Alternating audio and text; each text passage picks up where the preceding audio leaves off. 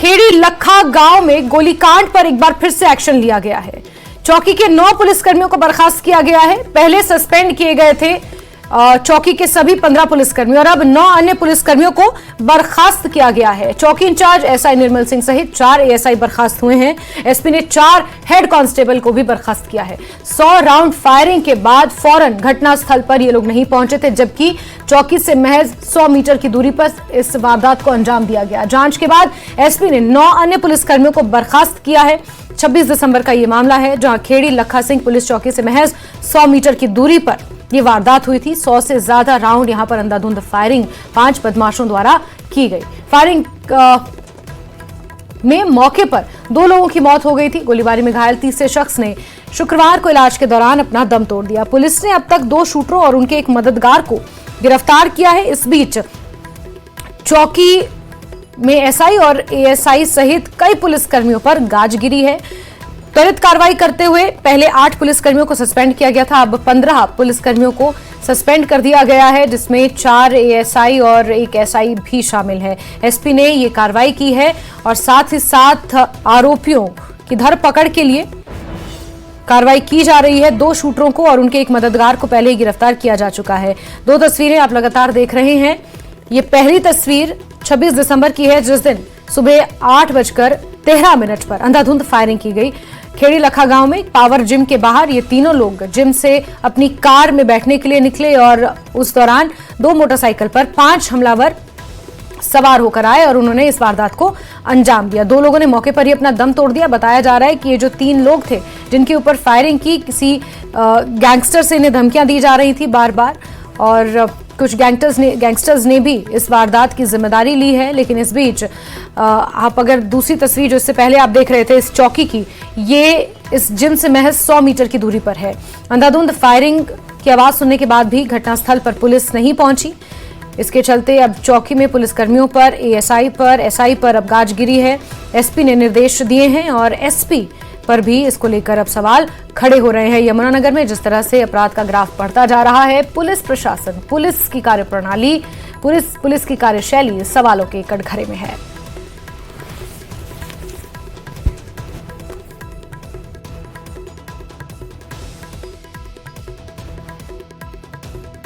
Sir target कितनों को किया है? 5 पुलिसकर्मी हैं और 2 एसपीओ हैं और 2 होमगार्ड के लिए लिख के भेज दिया है। ठीक है जी। नेग्लिजेंसी आपको पता तो है कि 100 मीटर पे जब इस तरीके की कार्रवाई हो रही हो और कोई एक्शन पुलिस ना ले तो ऐसा ही होगा। तो यहाँ पर ये कहा जा रहा है कि नेग्लिजेंसी है पुलिस की, ये मान रहे हैं एसपी साहब, और ये कह रहे हैं कि पुलिस की कार्यप्रणाली सवालों के घेरे में है, जिसकी वजह से कहीं ना कहीं पूरी की पूरी जो खेड़ी लखा चौकी है उस पर अब गाज गिरी है। चौकी इंचार्ज एसआई निर्मल सिंह सहित 4 एएसआई बर्खास्त किए गए हैं। एसपी ने 4 हेड कांस्टेबल्स को भी बर्खास्त किया है और अब 9 पुलिसकर्मियों को बर्खास्त किया गया है। इससे पहले चौकी के सभी 15 पुलिसकर्मी सस्पेंड किए गए थे। और आपको बताते हैं कि अब तक इस पूरे मामले पर क्या हुआ। ये मामला 26 दिसंबर का है। खेड़ी लखा गांव में ये अंधाधुंध फायरिंग का मामला सुबह 8:13 पर हुआ, जो सीसीटीवी फुटेज बता रही है। 5 हमलावरों ने 100 से ज्यादा राउंड फायर इसमें किया। 2 लोगों की मौके पर मौत और 1 अस्पताल में पहुंचा था। शराब के ठेके को लेकर विवाद में ये हमला हुआ था। पंकज मलिक, वीरेंद्र राणा और अर्जुन राणा की हत्या इसमें हुई है। अब तक 2 शूटर और 1 मददगार इसमें गिरफ्तार हुए हैं। लॉरेंस बिश्नोई गैंग ने हत्या की जिम्मेदारी ली है। सोशल मीडिया पर पोस्ट कर ये जिम्मेदारी ली और कहा है कि इन तीनों को बार बार समझाया जा रहा था, लेकिन ये मानने को तैयार नहीं थे। एसपी ने पहले 15 पुलिसकर्मियों को निलंबित किया। जांच के बाद 15 में से 9 पुलिसकर्मियों को बर्खास्त किया गया और एसएचओ निर्मल समेत 4 एएसआई इसमें बर्खास्त हुए हैं। और एसपी का ये कहना है कि थाने से महज 100 मीटर की दूरी पर इतनी बड़ी वारदात हो जाती है तो कहीं ना कहीं ये नेग्लिजेंसी का भी मामला बनता है। ऐसे में चौकी प्रभारी के साथ साथ कई अन्य पुलिसकर्मियों को बर्खास्त किया गया है। तो यमुनानगर में जिस तरह से अपराध का ग्राफ बढ़ता जा रहा है, एक के बाद एक इस तरह के मामले सामने आ रहे हैं। सरेआम सरेरा गोली मारकर लोगों को मौत के घाट उतार दिया जा रहा है। लोग कानून हाथ में लेने से जरा भी नहीं कतरा रहे, हाथ में तमंचा लेकर खुलेआम घूम रहे हैं। इससे कहीं ना कहीं पुलिस की कार्यप्रणाली सवालों के घेरे में है।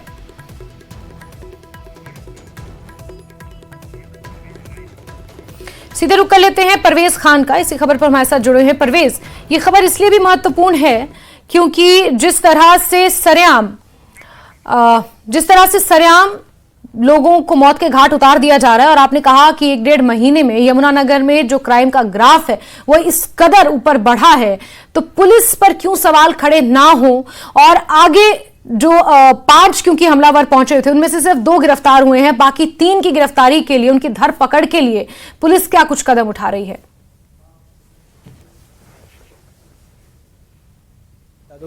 आज जो है वारदात को 8वां दिन हो गया है, 7 दिन बीत चुके हैं और 8वें दिन जो है महज पुलिस जो है 3 जो है आरोपियों गिरफ्तार किए गए हैं, जिसमें सिर्फ मददगार थे। 4 या 5 जो शूटर थे, पुलिस अभी तक वहां तक नहीं पहुंच पाई है। पुलिस की कार्यशैली पर सीधे सीधे सवाल उठते ही है कि 8 दिन बीत जाने के बाद भी जो है पुलिस जो है शूटर्स तक नहीं पहुंच पाई है। तमाम टीमें जो है शूटर्स को पकड़ने के लिए न सिर्फ यमुनानगर बल्कि कुरुक्षेत्र, अंबाला के अलावा जो पंजाब और उत्तराखंड में भी है वो दबिश दे रही है, लेकिन शूटर्स का जो है पुलिस अभी तक जो है पता नहीं लगा पाई है। तो दूसरी तरफ जो है एसपी राजीव देसवाल ने एक बड़ा एक्शन लेते हुए उन 8 जो है पुलिसकर्मियों को टर्मिनेट कर दिया है जहां पर ये वारदात हुई थी, और उन पर आरोप ये लगाए गए हैं कि उन्होंने जो है नेग्लिजेंसी बरती है। और जो हमारे सूत्रों का कहना है कि उसमें यह कहा गया है कि कायरता शब्द लिखा गया है टर्मिनेशन में। तो इसका मतलब यह होता है कि विभागीय कार्रवाई नहीं होगी इसमें, या तो उन्हें चीफ सेक्रेटरी के पास जाना होगा या फिर हाई कोर्ट में जो अपनी बात को रखना होगा।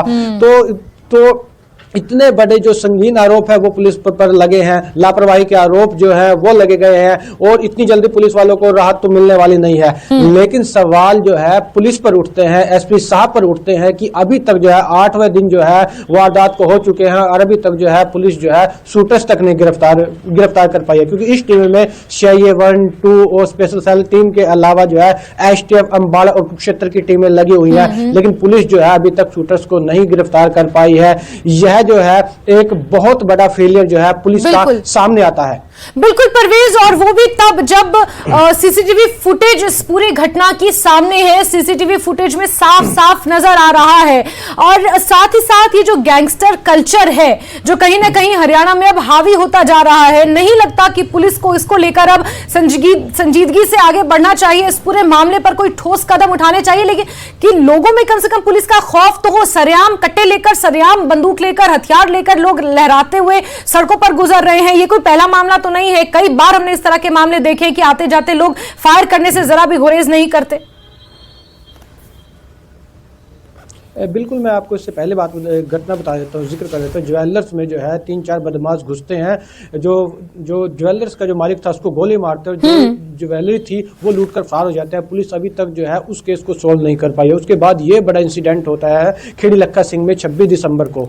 तो सवाल पुलिस पर उठते हैं, और सबसे बड़ी जो है इस कड़ी में जो है इस जो केस में है, जो हर्ष बाली है वह मददगार था शूटर्स का, क्योंकि वो जो है गाड़ी लेकर जो है शूटर्स को घटनास्थल पर पहुंचता है। इसके अलावा जो है पूरी रात जो है वह जो शूटर्स के साथ रहता है। पुलिस को अहम जो है सबूत तो हाथ लगे हैं, लेकिन पुलिस जो है अभी उन शूटर्स तक नहीं पहुंच पा रही है जिनकी तलाश जो है सरगर्मी से की जा रही है। क्योंकि हर्ष बाली जो है वह छछरौली से एक गाड़ी लेकर आता है, और जो है पूरी रात जो है लाडवा के एक होटल में बताया जाता है कि जो शूटर्स के साथ जो है ड्राइवर जो है हर्ष बाली रहता है, और उसके बाद सुबह सुबह जो है वह घटनास्थल पर जो है शूटर्स को लेकर आता है। उसके बाद वारदात को अंजाम देने के बाद वह उनको छोड़ देता है। पुलिस को जो है एक अहम जो है आरोपी तो हाथ लगा है, लेकिन अभी तक जो है पुलिस जो है उन शूटर्स का पता नहीं लगा पाई है जिन्होंने इस वारदात को अंजाम दिया है। सवाल पुलिस पर है, क्योंकि लोगों में खौफ है। जिस तरह से ताबड़तोड़ फायरिंग जो है खेड़ी लक्का में दिन दहाड़े की जाती है, 100 राउंड फायरिंग होती है, 2-3 मिनट कंटिन्यू जो है ये फायरिंग होती है। ना सिर्फ लोगों में डर का माहौल है, बल्कि जो पूरे हरियाणा में जो है ये जो गैंगवार है ये जो है चर्चा का विषय बना हुआ है। बिल्कुल बिल्कुल परवेज, ये गैंगवार चर्चा का विषय बना हुआ है। पुलिस की कार्यप्रणाली पर सवाल खड़े हो रहे हैं। पुलिस हालांकि इस बात को मान भी रही है कि कहीं ना कहीं नेग्लिजेंसी का ये मामला है। क्राइम का जो ग्राफ बढ़ता जा रहा है, हत्या और लूट की वारदातें अनकंट्रोलेबल हो गई हैं यमुनानगर में, लेकिन इस बीच अभी तक हमलावरों को, इन शूटरों को पकड़ने में पुलिस जो नाकामयाब है, उसको लेकर कहीं ना कहीं अब सवाल खड़े हो रहे हैं। परवेज, आप नजर बना के रखें। हमारे साथ जुड़ने के लिए, जानकारियों के लिए आपका बहुत बहुत शुक्रिया।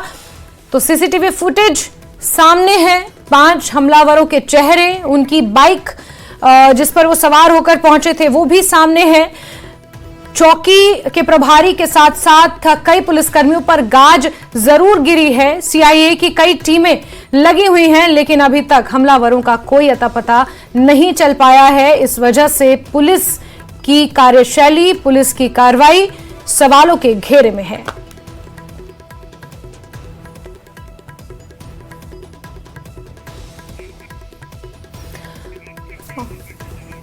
और अब तक इस मामले पर क्या क्या हुआ है वो लगातार आपको बता रही है। मामला इसलिए बड़ा है क्योंकि लगातार यमुनानगर की अगर बात करें तो अपराध बढ़ता जा रहा है। 26 दिसंबर का ये मामला, सुबह के वक्त में, सुबह के अवकात में 8:13 पर जिम कर रहे ये तीनों लोग 2 बाइकों में सवार होकर पहुंचते हैं हमलावर और धाएं धाएं फायर करते हैं। 1 नहीं, 2, 3 नहीं, बल्कि 100 राउंड फायर करते हैं। शराब के ठेके को लेकर विवाद हुआ था और लॉरेंस बिश्नोई गैंग के गुर्गे ने इसकी जिम्मेदारी ली है। जिनकी हत्या की गई उनका नाम पंकज मलिक, वीरेंद्र राणा, अर्जुन राणा था, जो शराब के व्यवसाय से जुड़े हुए थे। अब तक 2 शूटर और उनका एक मददगार गिरफ्तार हुआ है।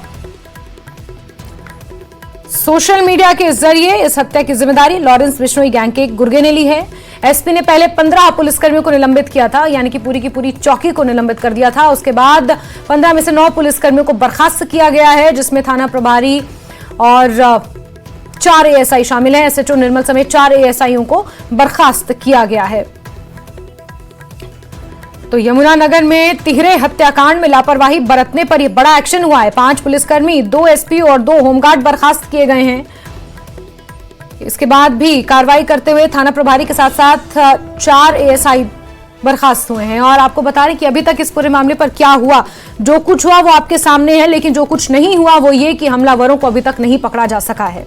हमलावरों की पहचान अभी तक नहीं हो पाई है। गैंगवार का ये पूरा मामला है। बताया जा रहा है कि शराब के व्यवसाय से जुड़े हुए 3 लोग जिनकी हत्या कर दी गई, उनको लॉरेंस बिश्नोई गैंग की तरफ से धमकियां दी जा रही थी। जो सोशल मीडिया पर पोस्ट वायरल हुई उसमें यह लिखा गया था कि इन्हें बार बार समझाया जा रहा था। हालांकि पुलिस इस पूरे मामले की गहनता से जांच कर रही है। सीसीटीवी फुटेज सामने है और बाइक पर सवार होकर ये लोग 26 दिसंबर को सुबह पहुंचते हैं, जब ये तीनों लोग जिम करके बाहर निकलते हैं, पावर जिम के बाहर, की ये पूरी वारदात बताई जा रही है।